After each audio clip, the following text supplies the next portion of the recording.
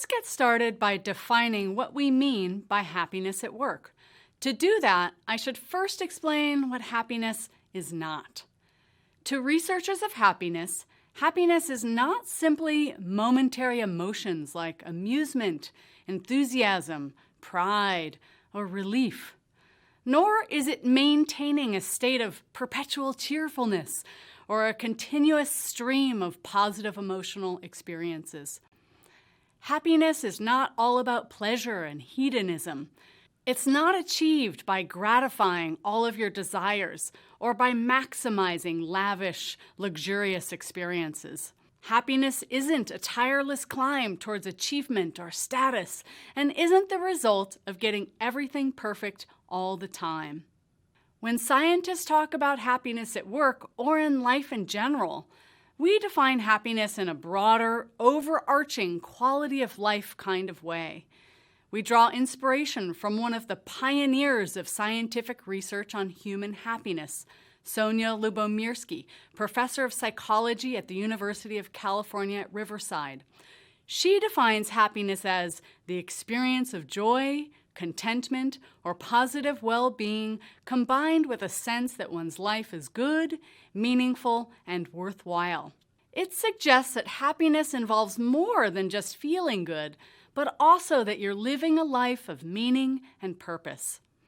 And for this course, we're tailoring that view of happiness to the context of work. We propose that happiness at work involves an overall sense of enjoyment, feeling intrinsically driven to make progress towards goals, and knowing that what we do matters at work. And when we look at the scientific evidence about the factors that most reliably support or contribute to happiness at work, we find 4 key pillars: purpose, engagement, resilience, and kindness. PERK, as in perk up your happiness at work. Our aim is for PERK to serve as an organizing framework to guide your approach to increasing happiness at work. So let's take a closer look at each of the 4 pillars of PERK. Purpose means knowing that your work matters to you, your organization, and the world. According to Morten Hansen, a UC Berkeley business professor and author of the 2018 book Great at Work, you have a sense of purpose when you make valuable contributions to others or to society that you find personally meaningful and that don't harm anyone. Engagement is a term that's thrown around a lot in workplaces, but researchers define it in a few different ways. Here, we think of engagement in a way that matches 2 of the most popular ways that scientists measure engagement.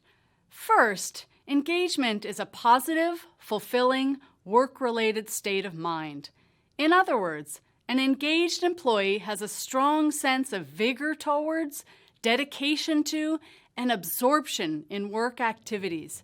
Engagement is also an expression of one's genuine thoughts, feelings, and behaviors. That is, an engaged employee brings their whole self to work. Resilience is being able to handle adversity with grace, to face challenges and recover from setbacks, be accountable for failures, and resolve conflict at work.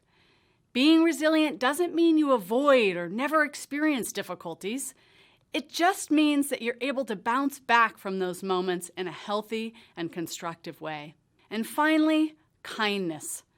This doesn't mean only being nice to other people, though that's not a bad start, so long as your niceness is genuine.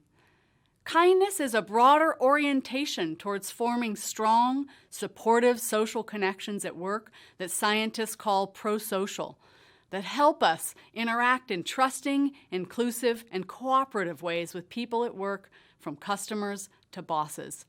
In this course, we'll explain how the PERK framework provides a roadmap for building the skills and implementing strategies for more happiness at work.